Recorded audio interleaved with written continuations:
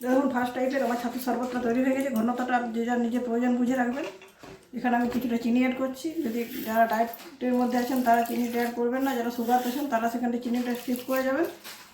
এছাড়া চিনিটা দিলে স্বাদে একটু ব্যালেন্স থাকে, তাদের চিনি খাওয়া চলবে না, তারা বাদ দিয়ে দেবেন। এটা পাশে সরিয়ে রাখছি। এবার সেকেন্ড টাইপের ছাতুর শরবতটা বানিয়ে নেব।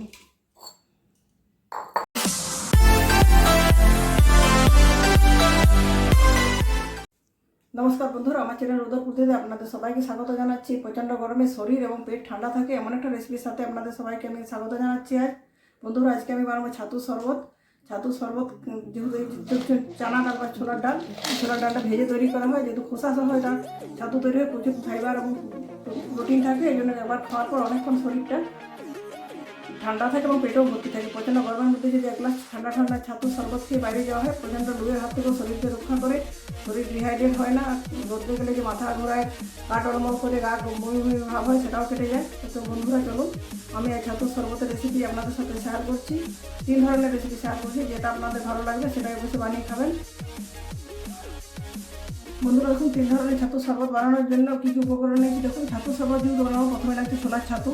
এখানে নিয়েছি চিনি, ড্রাই রোস্ট করা জিরে গুঁড়ো, বিট লবণ, কুচনো পেঁয়াজ, কুচনো কাঁচা পাকা লঙ্কা, এটা আছে পাতিলেবুর আচার, আখের গুড়, টক দই, আর এখানে আছে পুদিনা পাতা আর পাতিলেবু। তো চলুন বন্ধুরা রেসিপি শুরু করা যাক। প্রথম ধরনের রেসিপিটা শুরু করছি। এটা খুব ফেমাস রেসিপি, এটা সকলে খেতে পছন্দ করেন। এটা বিহারের স্পেশাল রেসিপি ছাতু। এই চামচে 2 চামচ ছাতু নিয়েছি।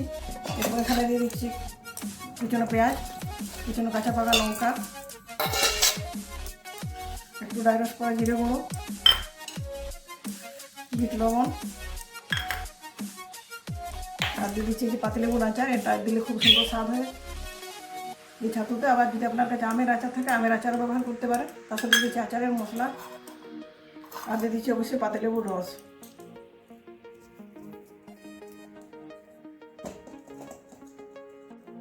প্রথমে সব উপকরণগুলো খুব ভালো মতো করে মিক্স করে নিচ্ছি। এরপর অল্প অল্প ঠান্ডা জল ঢেলে এটা গুলতে হবে। একবার যদি খুব বেশি জল ঢেলে দিই তাহলে ছাতুটা লাল স্বাদ দানা থেকে যাবে, তখন ছাতুটা খেতে কোনোভাবেই ভালো লাগবে না। এবার আর একটু জল ঢেলে দিচ্ছি। এবার আরেকটু জল ঢেলে দিচ্ছি বেশি করে। তারপর যেভাবে লস্যি আমরা করি সেভাবে এটা মিক্স করে নিচ্ছি।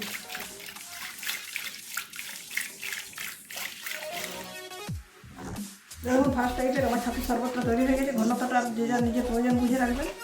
এখানে আমি কিছুটা চিনি অ্যাড করছি। যদি যারা ডায়েটের মধ্যে আছেন তারা চিনিটা অ্যাড করবেন না, যারা সুগার পেশেন্ট তারা সেখানে চিনিটা স্কিপ করে যাবেন। এছাড়া চিনিটা দিলে তাদের একটু ব্যালেন্স থাকে, তাদের চিনি খাওয়া চলবে না, তারা বাদ দিয়ে দেবেন। এটা পাশে সরিয়ে রাখছি। এবার সেকেন্ড টাইপের ছাতুর শরবতটা বানিয়ে নেব। সেকেন্ড টাইপের ছাতুর শরবত বানানোর জন্য সম পরিমাণ ছাতু নিচ্ছি। এখানে অ্যাড করে দিচ্ছি টক দই, আর দিয়ে দিচ্ছি আখের গুড়। এই আখের গুড়টা আমাদের এলাকায় এখন তৈরি হচ্ছে, সেখান থেকে নেওয়া হয়। বাজারে টিনের আখের গুড় নয়, পায়ার আখের গুড়, এখানে এটা স্বাদও আলাদা। এটাও খুব ভালো মতো মিক্স করে নিচ্ছি প্রথমে, তারপর জল অ্যাড করবো। দই গুড় আর ছাতুর সাথে খুব ভালো মিক্স করা হয়ে গেছে। এরপর দিচ্ছি একটু বিট লবণ, আর একটু হচ্ছে পরিমাণ মতো জল।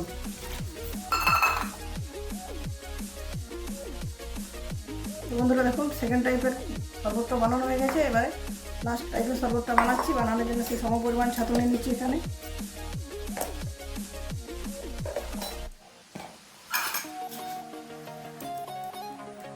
লবণ, চিনি,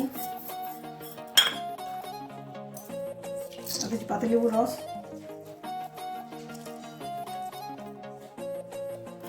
আর দিচ্ছি ভাজা জিরের গুঁড়ো। তো জল দিয়ে প্রথমে মেখে নিচ্ছি।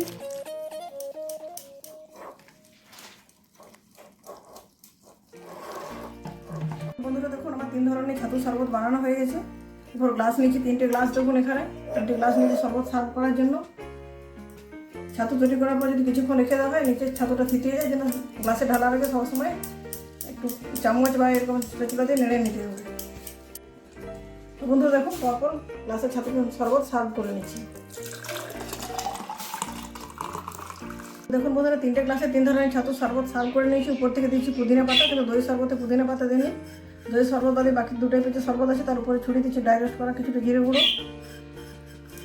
তো বন্ধুরা আশা করছি আমার আজকের রেসিপি আপনাদের ভালো লাগবে। ভালো লাগলে ভিডিওটিতে লাইক শেয়ার করবেন এবং কমেন্ট করে জানাবেন কীরকম লাগলো। চ্যানেলটি যদি এখনও সাবস্ক্রাইব করে না থাকেন নতুন বন্ধু হয়ে থাকেন অবশ্যই চ্যানেলটি সাবস্ক্রাইব করে পাশে থাকা বেল বাটন অন করে দেবেন আমার চ্যানেলের সমস্ত ভিডিও আপডেট পাওয়ার জন্য। আজকের মতো এ পর্যন্ত, পরের দিন দেখা হবে নতুন কোনো রেসিপির সাথে। ধন্যবাদ।